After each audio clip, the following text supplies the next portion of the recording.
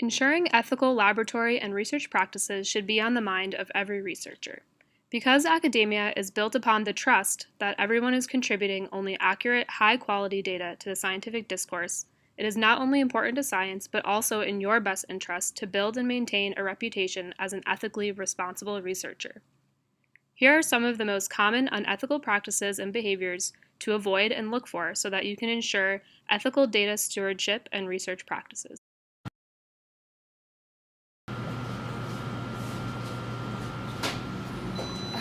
30-minute centrifuge, but that party's in 20 minutes. I think I see what's going to happen anyway.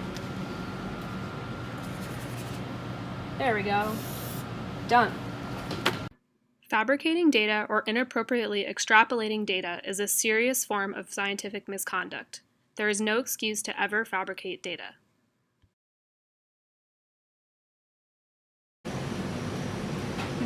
I wish this band looked a little prettier. I know, I'll just copy this nice band and paste it over the bad band. It's the same thing, right? Image manipulation is another common but serious form of scientific misconduct. Even if you think you are not changing the results of your experiment, it is still highly unethical to manipulate images because it misleads others about the quality and reality of your results.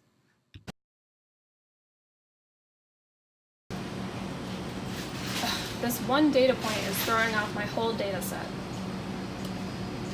There we go, that looks much better. Outliers frequently occur in scientific experiments, but you should never be tempted to discard outliers without well-documented justification. Oftentimes, outliers can be indicators of even more exciting research questions. So don't always assume outliers are simply incorrect data points.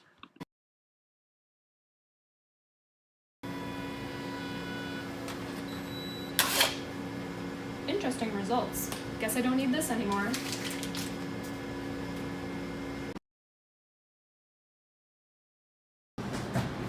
Where was that really important data? Oh, it was really important. Where is it? Did I write it down? I don't remember. As an ethical researcher, you are responsible for keeping an accurate, complete, and organized record of all of your original data and analyses.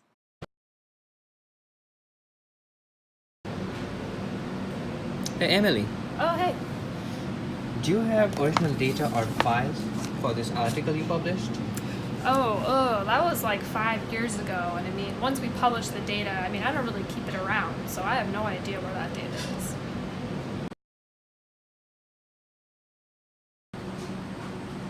No! All my data! I don't have a backup!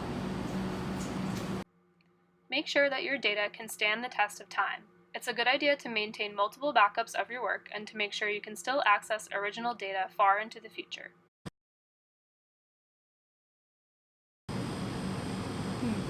One of my experiments does support my hypothesis, but the other one doesn't. Which one should I show my advisor for the paper that we're writing? Probably just the one that supports my hypothesis. Selecting only to share the data that supports your hypothesis can be very harmful to scientific discourse. It is important to always be transparent and to keep an open dialogue with your colleagues and advisors to discuss all possibilities and approaches. Even though you may feel pressure to generate positive data and publish, what is most important is that you're ensuring your work represents the truth, because research is ultimately about finding a truth in nature. Unethical scientific misconduct does happen in the real world, and the consequences are severe. In addition to potentially causing your loss of credibility, your job, your career, or your funding, unethical behavior can erode the public's trust in science. As a graduate student, your priority is to get an education, and ethical training should be a part of that education. If you have questions or concerns, you should never be afraid to ask or stand up for yourself and what you think is right. We are all responsible for conducting our research ethically so that we can effectively contribute to science. Remember, good science is ethical science.